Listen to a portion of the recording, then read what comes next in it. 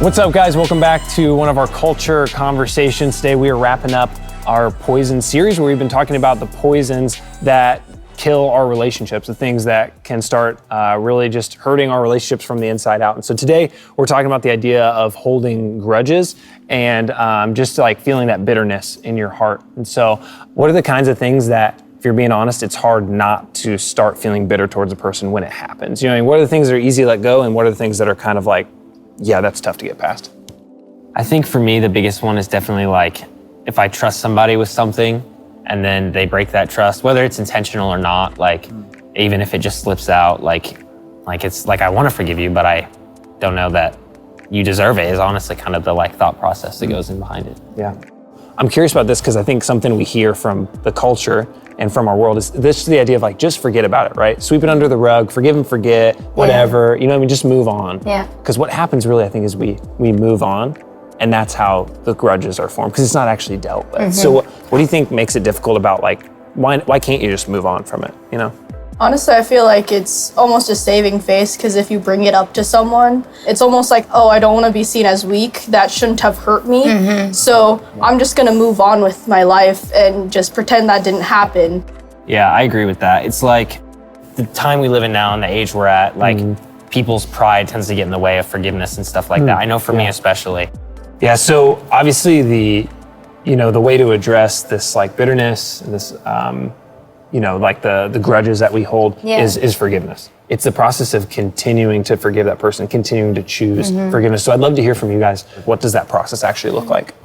Well, a lot of times, for me personally, it's not so hard forgiving someone or like apologizing to someone. It's like forgiving myself, especially if I'm the one that messes up. Yeah, so sometimes forgiveness of self, that's really, really tough. Yeah. I would say, also forgiving yourself is a very hard thing. But for me, it's more like, it's not so hard for me to say, I forgive you to someone else and verbally say, I forgive you. It's, if that person hurt me, it takes a really long time to internalize that forgiveness. So I still have that grudge. Yeah. Sure. That I said it, I forgave them, but I still have that grudge there. Yeah. Man, I think that's really good. Let's like stop there for a second, because it's this idea of, so I said, I forgive you. So it's not, so someone could say, well, yeah, then you're forgiven, right? But the difference between, I love what you said, saying I forgive you and internalizing forgiveness. Yeah. What does that process look like? Or what's the difference between the two? Because I think that's huge. It's a lot easier to say I forgive you, like, the phrase easier said than done. Sure. But until you actually do forgive them, it doesn't mean anything. Yeah. It's just building on to the anger, the grudge, the bitterness that you have. Yeah. There are times, there's some forgiveness in life where something happens or someone hurts you in a way where it's like, you know what, probably you shouldn't be really close friends with that person anymore. And you can still forgive them without being best friends, but there's a lot of times, inevitably, our best friends are gonna hurt us. Yeah. And it doesn't mean they shouldn't be our best friends anymore, right? And so what I learned is, I'm like, man, part of forgiveness is literally choosing each day to say, I'm gonna live like that person's forgiven. So I'd love to hear from you guys. If you can think of one, I'd love to hear it. Just like an example, maybe of a time where because of a grudge or because of bitterness, you saw it hurt your relationship with yourself, your relationship with God, or a relationship with another person. As a smaller child, I was a very angry child, and I had a lot of grudges against people. I really was denying God, because deep down I'm like, I know he's gonna tell me I need to forgive this person. A couple years ago, I'm like, I'm done being angry. Yeah. So, of course, I've still had a few interesting situations that I did get incredibly angry in. However, I'm done being angry. And so I went back to the people that I hurt, and I'm like, hey, I want you to forgive me. And then I had to go to the people who hurt me. And that was a lot harder. Yeah. I had to go back to them, and I had to say, I forgive you for what you did.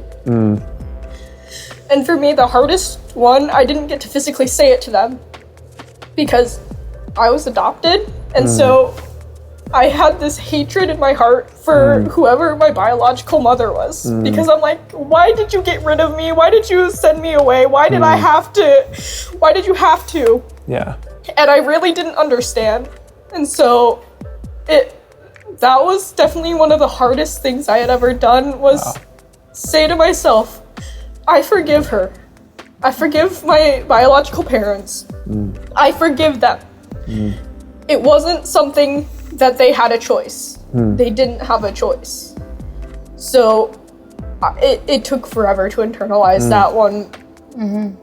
But when I did, I was like, that was what I was angry about all those years, and angry at other people. Wow. Man, thanks for sharing that, seriously. Yeah. That shows That's real, that's strength. Yeah. Yeah, for sure. Yeah.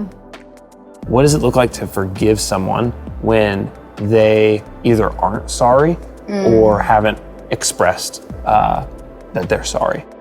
The truth is, we're told to forgive and not to like, Jesus doesn't say, forgive this person unless they're not sorry and then you can get back at them. Yeah. He says, forgive everybody.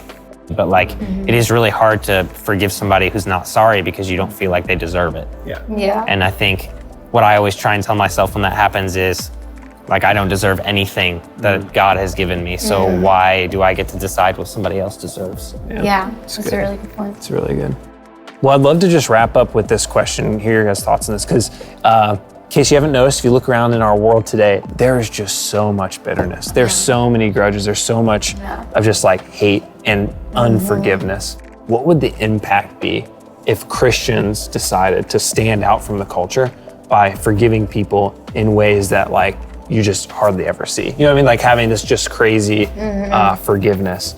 I think like bitterness is contagious, I think forgiveness is also contagious. Yeah. I think that if people see how it feels and how much better off you are once you've forgiven somebody, then I think they would in turn take that and decide like, well, I want to live life like that person. Like I want to be happy. I don't want to have that weight on me anymore. And they would go and they would forgive another person and that person would see the same thing. And I think eventually we get to a point where people stop holding grudges like that altogether because they realize how difficult it makes living. Yeah. And how much it affects the rest of their life. Yeah. What a testimony too, right? Like Yeah. what a witness if we are able to show like this really uncommon forgiveness. Like a forgiveness that makes people go, what? Like how were you able to do that? Because the moment that question's asked, right? Whether it's from the person who was forgiven or someone as a witness, the moment they ask like, wait, how did you do that? Why did you do that? Then that is like open invitation to say, let me tell you why. It's because I've been forgiven, right? Like because I know a God who gives endless second chances, and so I can't help but extend the same thing to you, right? Exactly. It's super cool. Well, guys, seriously, thank you so much for just sharing your thoughts, sharing experiences. I think you guys were really incredibly vulnerable today, and I just appreciate that.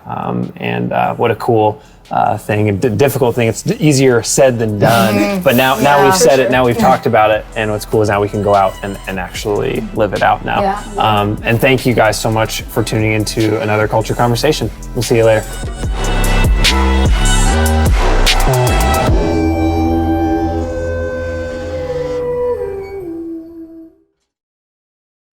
Hey guys, thank you so much for watching this video. If you liked it, smash that like button and don't forget to subscribe for more content. See you guys next week.